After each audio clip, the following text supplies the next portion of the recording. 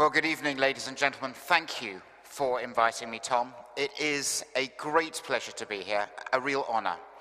And before I begin, I want to answer the one question that you will all have on your minds. I am wearing a neck suit. It's £200. The fabric is made in Italy, flown to China, made in China, bought back on a boat, and sold in a shop near you or online. It's important that you know that. The honor of being invited to speak in such a wonderful cathedral is a poignant moment for me, and you might not think it's remarkable, but as the great-grandson of a Jewish immigrant, a practicing Jew myself, to be invited to speak in a cathedral says something remarkable about this country. And the fact that none of you think it is remarkable makes it all the more remarkable. It's so easy to take for granted in economic recession and difficult times. It's so easy to take for granted the wonderful things that we have in this country. And if I'm allowed, can I just share one story of the man who sings the prayers in our synagogue. He was in Auschwitz. He escaped he was very young. He made his way across Europe and was from pillar to post beaten and treated appallingly, even in liberated other European countries. When he got to Britain, he spoke no English. He had one little piece of paper with an address on it of some distant relations. And he got on a bus, thought he knew where he was going, got off the bus in the wrong place. He was terrified to ask anyone the directions. In the end, he went into a shop, showed the shopkeeper the address. The shopkeeper understood what plight he was in, left the shop, shut it, got on a bus with him, paid for his bus fare, took him to the address that he was looking for, walked him to the front door, made sure he'd got there, and then said goodbye. That is the type of deep-seated decency that we have in this country. I'm not talking about faux political correctness type decency. I'm talking about things that really come from the heart. And I have always felt privileged to be in this country, and seeing the nation that we love in the difficulty that it's in, the difficulties that we have had over the last 6 years, and the challenges we face, worries me. I say pivotal, and we're at that moment now where, to all intents and purposes, the credit crunch is over. The banks are beginning to lend again. Real earnings, the difference between inflation and the rate of growth of earnings, suddenly we have real earnings in this country, something we haven't had for the last 6 years. For the last 6 years, on average, Britain has been getting poorer. It's not actually, as an interesting aside, it's not actually that we've got poorer. It's that we were never as rich as we thought we were when we were spending all that borrowed money. And it's taken us 6 years to get back to a situation where we can afford the lifestyle that we thought we'd got used to all those years ago. But we're back there, and it looks like growth is on the horizon, is with us even. But there are risks and real dangers. The growth that we're seeing is anemic. We're seeing extremely dangerous and socially destructive house price inflation, speculation. Amazingly, a nation of very short memories in some quarters, but we're already seeing reckless lending against inflated house prices, and a government that is actively encouraging, with a scheme that should be called help to over-leverage yourself, but is in fact called Help to Buy, encouraging people to take 95% mortgages out. So we are at a crossroads potentially. And in my view, we can either go the route of another cycle of needless speculation, borrowing, another crash, or we can go the route of real growth, productive growth. And by growth, I'm afraid, Bishop Rowan, I do mean more. I mean that you cannot have economic growth without more things. Now, in this environment, I realize I can't talk dresses. I was introduced to lots of people, and I'm ashamed to say I can't remember all your names, but I do remember leeks, mushrooms, lettuce, and beetroot. Not one mention of frocks. But without more food than last year, without more production, without more houses, without more dresses, without more services, without more roads, our economy will not grow. So we have a choice.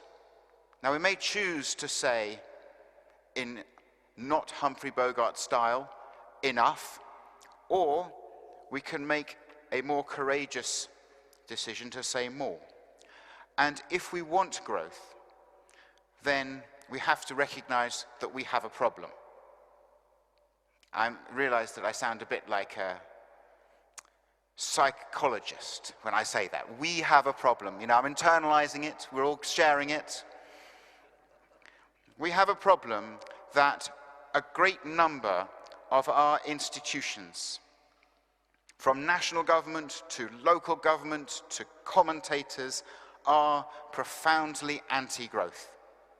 Now, the real problem is, as with all mental illness, they don't know that they're anti-growth. They would be horrified to be told that they're anti-growth, but they are.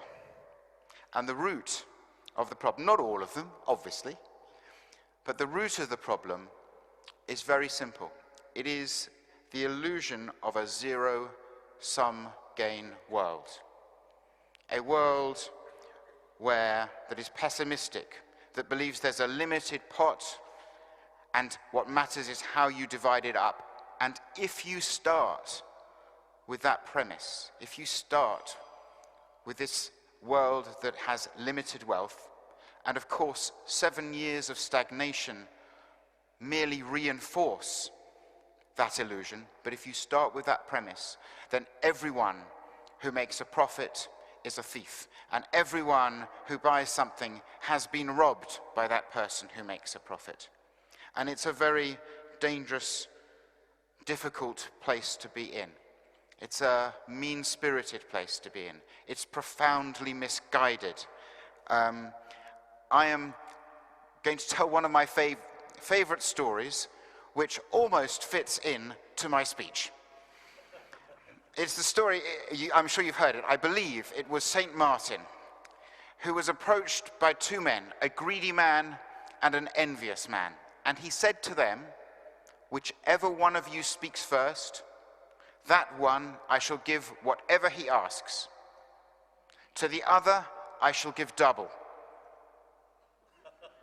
Now you can see the problem, can't you? You see the problem brewing here, because the greedy man is thinking, well, I'll just wait.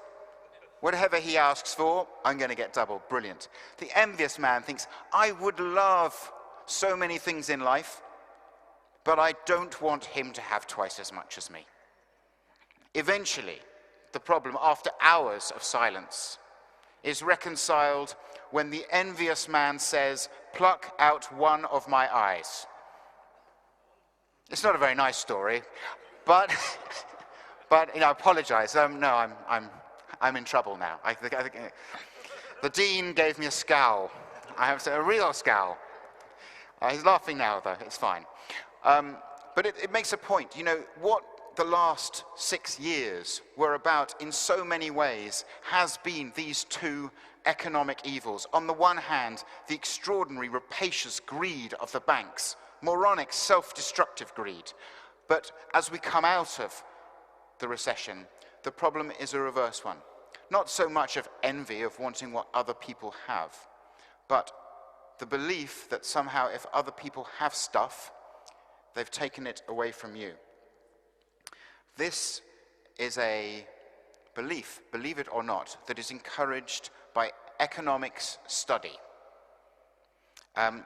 Is there anyone here, just hands up, who is an economist? Good, sorry, I apologize in advance, but I shall speak freely. I got 12 economics books last year and read, and of them, 11 started with something called the scarcity principle. Now, the scarcity principle is one of those terrible lies that sounds so obviously true.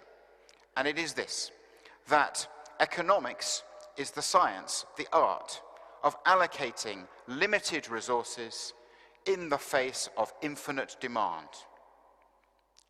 There's that zero-sum gain world again, tinkered with to allow for growth. Now, of course, it's rubbish.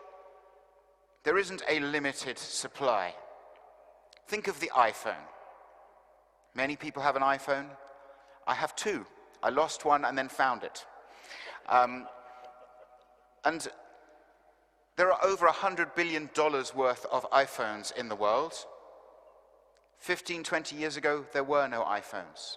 That is real wealth that has been created. Equally, so the idea that resources are limited is nonsense. Equally, there was no demand for iPhones 20 years ago because they hadn't been invented. And if demand can be created, then it can't start as infinite. One for the mathematicians there.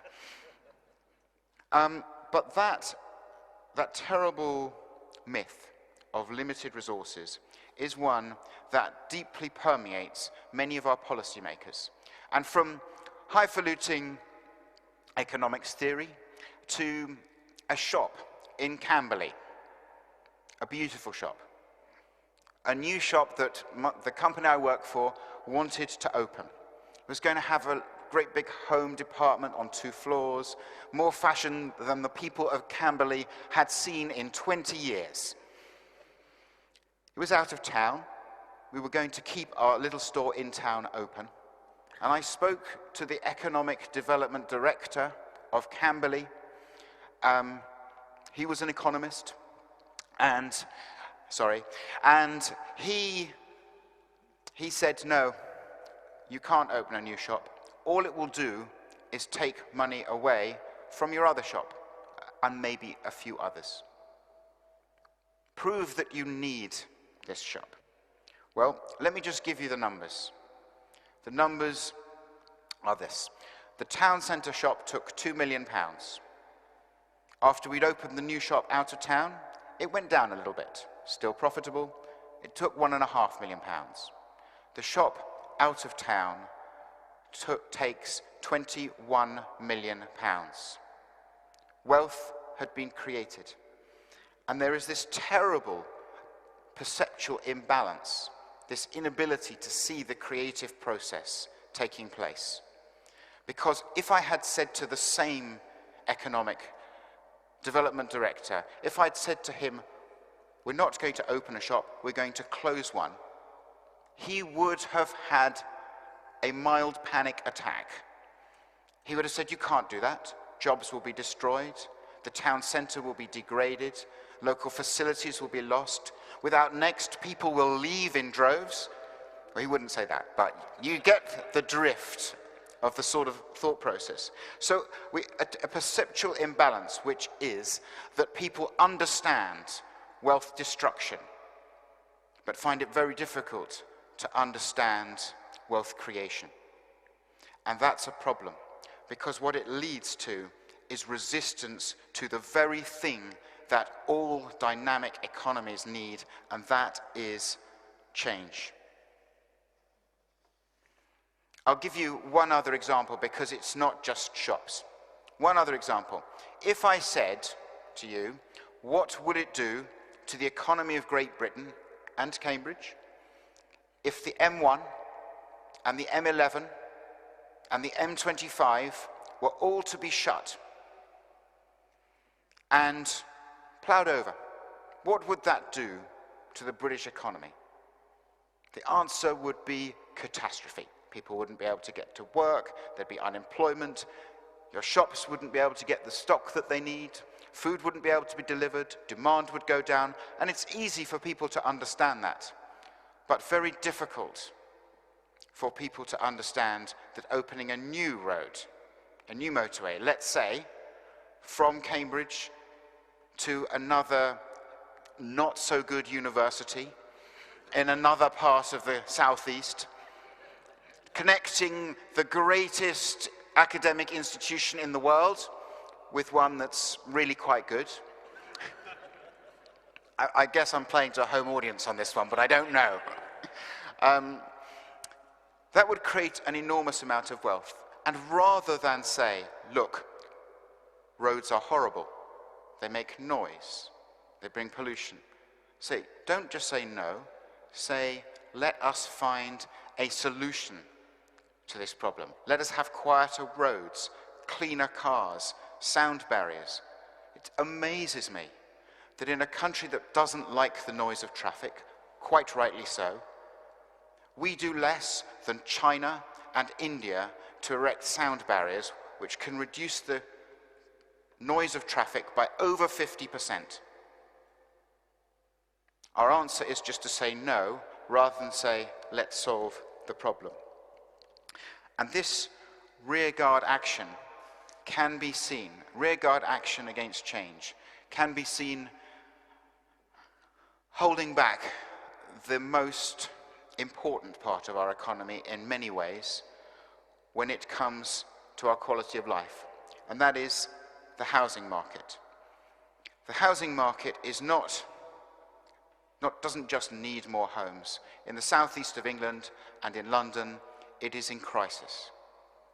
We are seeing house prices stretch far beyond the affordability of anyone who doesn't start with a large pot of money, or anyone who isn't prepared to take an enormous risk. And it is unbelievably divisive.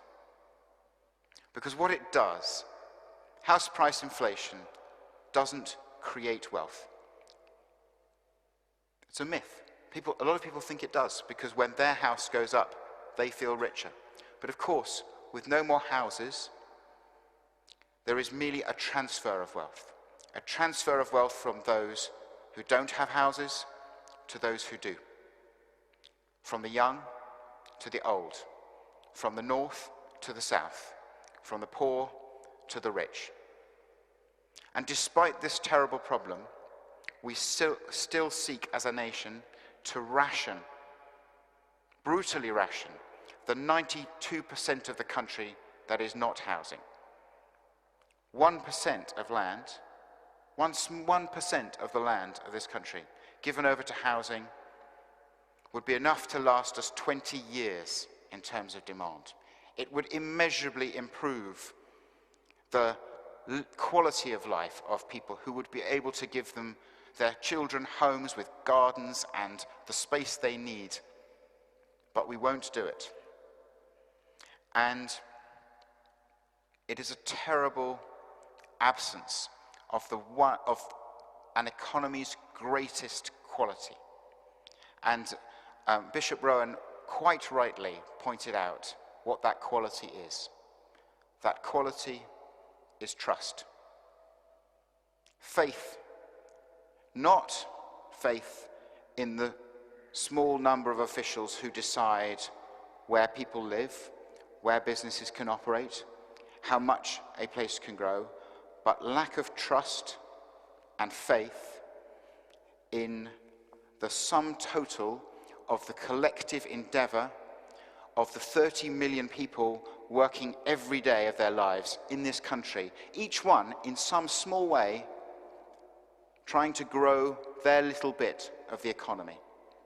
And yet we have a system, planning being the most obvious example, but we have a system where people feel a need for control, an absence of trust in the one great engine of growth that any great economy requires, and that is the free market. Now, the free market suffered a little bit during the credit crunch, but if we cannot restore our faith in it, then we are doomed to stagnation. We're doomed to constant asset bubbles. But if we can embrace it, if we can attack our economy with a spirit of optimism, the same optimism that built the houses that we love. It's interesting that if you ask anyone what is the architecture that they most like, they will say Georgian, Victorian maybe, Neo-Gothic, Queen Anne, Jacobean, it's Art Deco. Very few, if any, will choose the architecture post-1947, the time that the Planning Acts were introduced and the job of deciding what gets built was taken away from the people and given to the government. If we can embrace that spirit of those Georgian entrepreneurs, people who believed that not only would the new not be too bad, but the new could be better, that the new could be our contribution to history, that we can today build an economy, houses, buildings, businesses, where people will look back and they will say, that was a great time. Turn of the millennium, those guys knew what they were doing. Of course, there are risks. There is always risks in trust. And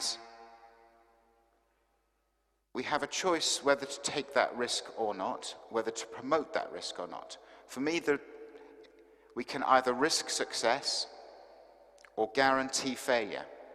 And I'm going to draw on someone who wasn't necessarily an economic figure, but a great political figure, Nelson Mandela. What Nelson Mandela said is that when he came out of prison, he had a choice. He could either trust de Klerk or not. If he chose not to trust him, he was guaranteed to fail. If he chose to trust him, he had a chance of success. I preferred risking success than guaranteeing failure. I'd like to finish by saying that I know some of what I've said, if not all, will be profoundly disagreed with. And I don't mind. I don't mind that. What I hope I've done is to at least spark some thoughts, some questions. And I would like to thank you profoundly, however much you disagree with me. In fact, the people who disagree with me, I would like to thank you more. Thank you so much for giving me the time to talk to you this evening.